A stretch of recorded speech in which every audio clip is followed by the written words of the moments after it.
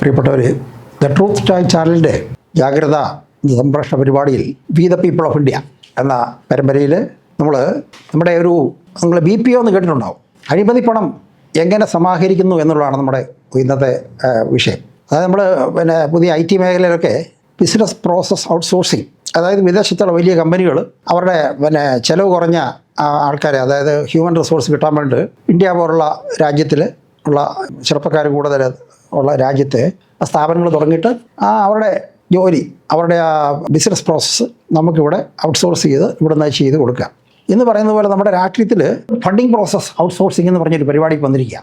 രാഷ്ട്രീയ പാർട്ടികൾ ഇപ്പം നിങ്ങൾക്ക് അധികം കാണുന്നില്ല. നിങ്ങൾ പിരിവിന് വലിയ രാഷ്ട്രീയ പാർട്ടികളുടെ പിരിവ് കാര്യമായിട്ടൊന്നും കാണുന്നില്ല. ഏതെങ്കിലും ലോക്കലായിട്ടെങ്കിലും അമ്പല കമ്മിറ്റിയോ അല്ലെങ്കിൽ ഏതെങ്കിലും ഒരു വായനശാലയുടെയോ അല്ലെങ്കിൽ ചെറിയ ഏതെങ്കിലും ചാരിറ്റബിൾ സൊസൈറ്റിയുടെയൊക്കെ പിരിവുകാരെ നിങ്ങൾ റെസീറ്റുമായിട്ട് കാണുന്നുള്ളൂ. ഈ രാഷ്ട്രീയ പാർട്ടികളൊക്കെ വരുമാനം കോടിക്കണക്കിനാണ്. അപ്പോൾ അവർ വരുമാനം വേണ്ടാന്നുള്ളതല്ല, അവർക്ക് ചില രാഷ്ട്രീയ പാർട്ടി പ്രവർത്തിക്കണമെങ്കിൽ അതിന് ഫണ്ട് വേണം.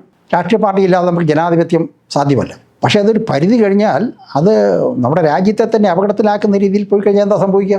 നിങ്ങളെല്ലാവരും ശ്രദ്ധിച്ച വളരെ ഇതായിട്ട് ചർച്ച ചെയ്യപ്പെട്ടൊരു വിഷയമാണ്. നമ്മുടെ തിരുവനന്തപുരം മെഡിക്കൽ കോളേജിൽ ഒരു ഡിപ്പാർട്ട്മെൻറ്റ് മേധാവി, അദ്ദേഹത്തിന് ഒരു നിവൃത്തി കെട്ടിട്ട് അദ്ദേഹം സത്യം പുറത്ത് പറയാം. അതാരും കുറ്റപ്പെടുന്നില്ല. അവിടെ ആവശ്യമുള്ള സാധനങ്ങൾ കിട്ടുന്നില്ല, സർജറിക്ക് ആവശ്യമുള്ള ഉപകരണങ്ങൾ കിട്ടുന്നില്ല, മരുന്ന് കിട്ടുന്നില്ല.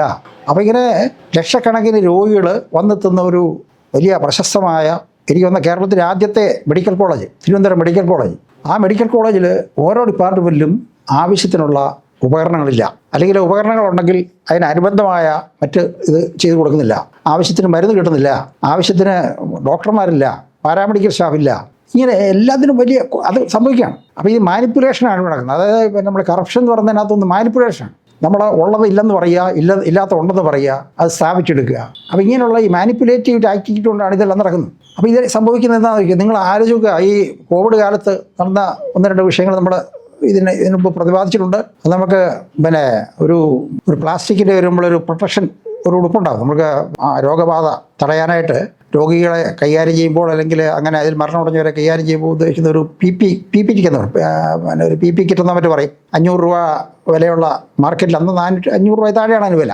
ആ സാധനം കേരള സർക്കാർ ആരോഗ്യവകുപ്പ് പ്രൊക്യൂർ ചെയ്തത് 1500 രൂപ നിരക്കിലാണ്.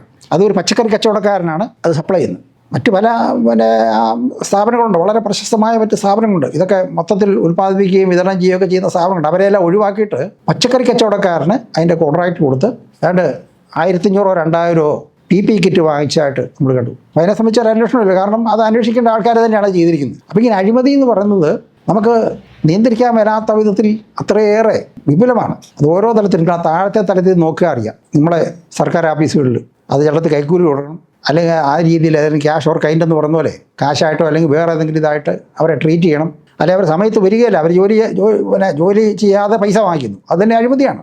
സാധാരണ ജനങ്ങൾക്ക് സേവനം ചെയ്തു കൊടുക്കാതെ ആ സമയത്ത് സ്വന്തം ആവശ്യത്തിന്, കല്യാണത്തിനോ വീട് വാരി കാച്ചിലിനോ ഇതുപോലെയൊക്കെയുള്ള കാര്യങ്ങൾക്ക് പോവുക. അത് വണ്ടിയെല്ലാം സർക്കാരിൻ്റെ വണ്ടിയെടുത്ത് പോവുക. ആ സമയത്ത് എല്ലാവരും കൂടെ ഓഫീസിൽ നിന്ന് പോയിട്ട് എന്തെങ്കിലും ഒരു കഥ പ്രചരിപ്പിക്കും. ഇങ്ങനെയൊക്കെ നമ്മുടെ നാട്ടിൽ നടക്കുകയാണ്. അപ്പോൾ ഇതൊക്കെ ചെറിയ അഴിമതി താഴെത്തരത്തിൽ.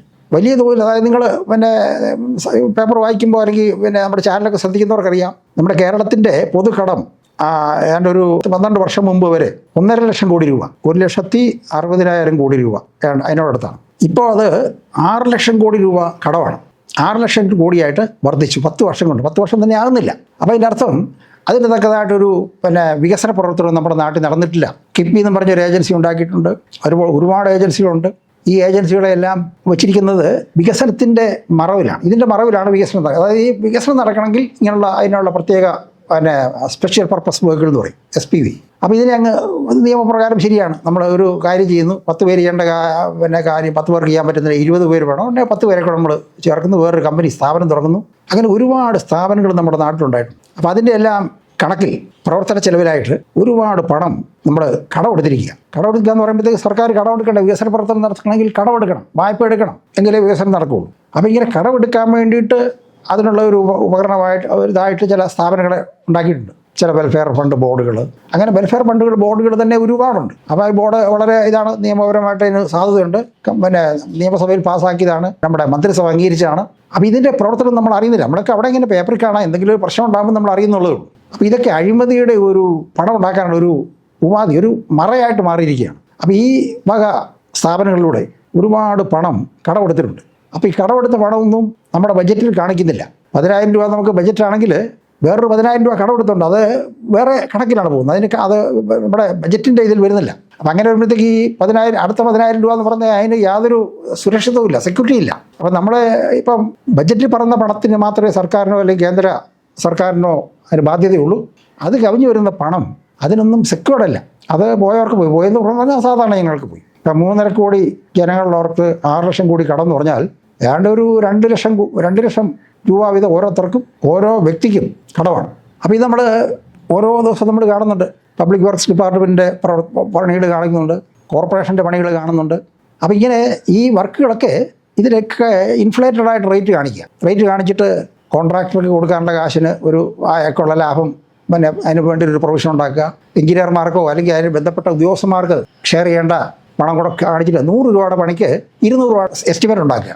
അതിനെ പിന്നെ രണ്ടാമത് മുകളിലെ ഉദ്യോഗസ്ഥന്മാരെല്ലാം കൂടെ നോക്കിയിട്ട് 100 രൂപ 200 വേണ്ട, ഒരു 175 രൂപ മതി എന്ന് പറയുക, പിന്നെ ഒരു 170 രൂപ അല്ലെങ്കിൽ ആക്കുക. എന്നിട്ട് ഈ 170 രൂപയുടെ പണി എന്ന് പറഞ്ഞ് ചെയ്തിട്ട് അതൊരു 70-75 രൂപയ്ക്ക് തീരും. അല്ലെങ്കിൽ അതിനുള്ള സാധനങ്ങളിൽ അതിന് പിന്നെ കൃത്രിമം കാണിക്കുക. ആ പണിയിൽ അതിൻ്റെ ക്വാളിറ്റി ഇല്ലാതെ പണിത് വെച്ചിട്ട് ഈ 170 രൂപയും പാസ്സാക്കി എടുക്കുക, 70 രൂപ ഇത് ചിലവാകുന്നു, 100 രൂപ പങ്കിട്ടെടുക്കുന്നു. ഇതൊന്നും നമുക്ക് കേസുമായിട്ട് നടക്കാൻ പറ്റുന്ന കാര്യമല്ല. നമ്മുടെ രാജ്യത്ത് ഇത് നിർബാധം നടക്കുകയാണ്.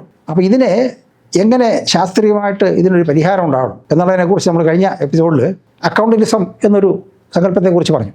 അക്കൗണ്ടന്റിസം എന്ന് പറയുന്നത് നമ്മൾ ഇപ്പോൾ ഓൾറെഡി ഉണ്ട്, പക്ഷേ അതിനെ നമ്മളൊരു പിന്നെ പ്രത്യയശാസ്ത്രമായിട്ടോ ഒരു സിദ്ധാന്തമായിട്ടോ എടുത്തിട്ടില്ല. കാരണം എടുക്കാനായിട്ട് ആർക്കും താല്പര്യമില്ല. അങ്ങനെ അത് വന്നു കഴിഞ്ഞാൽ ഈ പണം തട്ടിയെടുത്തിട്ടുള്ളവരൊക്കെ കുഴപ്പത്തിലാവും. അവരുടെ സ്വത്ത് വെളിപ്പെടുത്തേണ്ടതായി വരുമ്പോൾ ഉണ്ടാകുന്നൊരു പ്രശ്നമാണ്. നമ്മുടെ നിലനിൽപ്പിനെ സംബന്ധിച്ച് ഉള്ള നമ്മളെ ബാധിക്കുന്ന ചില വിഷയങ്ങളാണ് നമ്മൾ ഇത് സംസാരിച്ചു വരുന്നത്. അപ്പോൾ ഇത് ഓരോന്നും ഞാൻ പറഞ്ഞ ആദ്യത്തെ ആ ഒരു സ്റ്റേറ്റ്മെൻറ്റ് നിങ്ങൾ പ്രത്യേകിച്ച് ഓർക്കണം. സങ്കല്പിക്കാവുന്ന എല്ലാ കുറ്റകൃത്യങ്ങൾക്കും, സാമൂഹ്യ തിന്മകൾക്കും, ദുരന്തങ്ങൾക്കും, ആരോഗ്യ പ്രശ്നങ്ങൾക്കും പ്രഭവമോ പ്രേരകമോ പൂരകമോ ഭരണമായോ അഴിമതി, കള്ളപ്പണം വർത്തിക്കുന്നു. ഇത് നിങ്ങൾ മനസ്സിരുത്തൊന്ന് ശ്രദ്ധിച്ച് നോക്കുക. നിങ്ങൾ ഇത് അപ്ലൈ ചെയ്യാം. നിങ്ങൾക്ക് ഏത് സിറ്റുവേഷനിൽ അപ്ലൈ ചെയ്യാം. ഈ പറഞ്ഞ കാര്യങ്ങൾ അപ്ലൈ ചെയ്ത് നോക്കുമ്പം നിങ്ങൾക്ക് കൃത്യമായിട്ട് അതിന് മറുപടി കിട്ടും. ശരിയാണെന്ന് നിങ്ങൾക്ക് സ്ഥാപിക്കാം. കാരണം വെച്ചാൽ ഇതിനെക്കുറിച്ച് ഈ രീതിയിലൊരു അപ്രോച്ച് നമ്മുടെ നാട്ടിൽ നടന്നിട്ടില്ല. അഴിമതിക്ക് തന്നെ വിജിലൻസ് ഡിപ്പാർട്ട്മെൻറ്റ് പറഞ്ഞൊരു ഡിപ്പാർട്ട്മെൻറ്റുണ്ട്. സാക്ഷിക്കാർ അല്ലെങ്കിൽ ഭരണഘടനാ സ്ഥാപനങ്ങളിലെ ഉദ്യോഗസ്ഥന്മാർ അഴിമതി നടത്തി കഴിഞ്ഞാൽ അവരെ ചെയ്യാനായിട്ട് ലോകായുക്തം എന്ന് പറഞ്ഞൊരു സ്ഥാപനമുണ്ട്. പിന്നെ സെൻട്രൽ വിജിലൻസ് കമ്മീഷനുണ്ട്. ഇങ്ങനെ കുറേ സ്ഥാപനങ്ങളുണ്ട്. എന്നല്ലാണ്ട് ഇതൊന്നും ഇതിൻ്റെ അകത്തളങ്ങളിലേക്ക്, അഴിമതിയുടെ അകത്തളങ്ങളിലേക്ക് ഈ സ്ഥാപനങ്ങളോ ഈ സംവിധാനങ്ങളോ ഒന്നും എത്തുന്നില്ല. നിങ്ങൾ പരിശോധിച്ചാൽ അറിയാം. നിങ്ങൾ ഗൂഗിളിലൊന്ന് സെർച്ച് ചെയ്യുക. നമ്മുടെ രാജ്യത്തെ കോടതികളിൽ എത്രമാത്രം കേസുകൾ കെട്ടിക്കിടപ്പുണ്ടെന്നുള്ളത് നിങ്ങൾക്ക് മനസ്സിലാവും. അപ്പോൾ ഈ കോടതി കെട്ടിക്കിടക്കുന്ന കേസുകൾ ഒരു സാമൂഹ്യ തിന്മയാണെന്ന് നമ്മൾ കണക്കാക്കുക. സാമൂഹ്യ തിന്മ എന്ന് പറയുന്നവരുടെ ഇതിൽ നമ്മളതിനെ അങ്ങോട്ട് കണക്കാക്കിയാൽ നമ്മുടെ വിവിധ കോടതികളിൽ, സുപ്രീം കോടതിയിലും ഹൈക്കോടതികളിലുമായിട്ട് മാത്രം ഏതാണ്ട് 50 ലക്ഷം കേസുകൾ കെട്ടിക്കിടക്കുക. അതായത് 50 ലക്ഷം കേസ് എന്ന് പറഞ്ഞാൽ അത് എത്രയോ കോടി ആൾക്കാരുടെ ജീവിതവുമായിട്ട് ബന്ധപ്പെട്ട് കിടക്കുകയാണ്. അതിൽ നമ്മുടെ രാജ്യത്തെ, നമ്മുടെ നാട്ടിലെ, നമ്മുടെ സംസ്ഥാനത്തെ മുഖ്യമന്ത്രിയുടെ കേസ് വരെ ഉണ്ട്. മുഖ്യമന്ത്രിയുടെ കേസുണ്ട്, മറ്റു മന്ത്രിമാരുടെ, പിന്നെ കച്ചവടക്കാർ, വ്യാപാരികളുടെ ഉണ്ട്, വ്യവസായികളുടെ ഉണ്ട്. അപ്പോൾ ഈ കേസ് കെട്ടിക്കിടക്കുക എന്ന് പറഞ്ഞു കഴിഞ്ഞാൽ ഇത് ഒരു കേസല്ല. നമ്മൾ ഓർക്കുന്ന ഒരു കേസിൻ്റെ ഒരു ഫയൽ അല്ലെങ്കിൽ ഒരു കേസ് കുറേ അതിൻ്റെ ഒരു ഡോക്യുമെൻറ്റിനെ കുറിച്ച് ഇമ്പർത്തരം നമ്മൾ ചിന്തിക്കുകയുള്ളൂ. അപ്പോൾ ഈ കേസ് കൃത്യമായിട്ട് കോടതിയിൽ വരാതിരിക്കാനായിട്ട്, അത് എൻലിസ്റ്റ് ചെയ്യാതിരിക്കാനായിട്ട്, എൻലിസ്റ്റ് ചെയ്താൽ പോലും അത് ആ സമയത്ത് എടുക്കാതിരിക്കാനായിട്ട്, അല്ലെങ്കിൽ ആ സമയത്ത് കോടതി ആ കേസ് നിന്നും പിന്മാറുക. അവർക്ക് അങ്ങനെ ഒരു ഇത് കൊടുത്തിട്ടുണ്ട്, അവകാശം കൊടുത്തിട്ടുണ്ട്. ഒരു ജഡ്ജിക്ക് ഒരു പ്രത്യേക കേസ് കേൾക്കാൻ താല്പര്യമില്ലെങ്കിൽ അതിനകത്തുനിന്ന് അദ്ദേഹത്തിന് മാറാം. അപ്പം അങ്ങനെ 50 ലക്ഷം കേസുകൾ നിങ്ങൾ ആലോചിച്ച് എത്ര വർഷം നിങ്ങൾ എന്തുമാത്രം പണം മുടക്കിയാൽ, ലക്ഷക്കണക്കിന് കോടി രൂപ മുടക്കിയാൽ തീരാത്ത കേസുകൾ നമ്മുടെ കോടതിയിൽ കെട്ടിക്കിടക്കുകയാണ്. അപ്പോൾ ഈ വിഷയങ്ങളൊക്കെ നമുക്ക് വെറുതെ ഒരു അക്കാഡമിക് താല്പര്യത്തിലല്ലാതെ നമ്മുടെ ജീവിതത്തെ ബാധിക്കുന്നതാണെന്ന് കരുതാനായിട്ട് നമുക്ക് കഴിയുന്നില്ല എന്നുള്ളതാണ് നമ്മുടെ വലിയ പ്രശ്നം. അപ്പോൾ ഈ വിഷയത്തെക്കുറിച്ച് അടുത്ത എപ്പിസോഡിൽ കൂടുതലായിട്ട് സംസാരിക്കുന്നതാണ്. അതുവരെ ഏവർക്കും നന്ദി, നമസ്കാരം.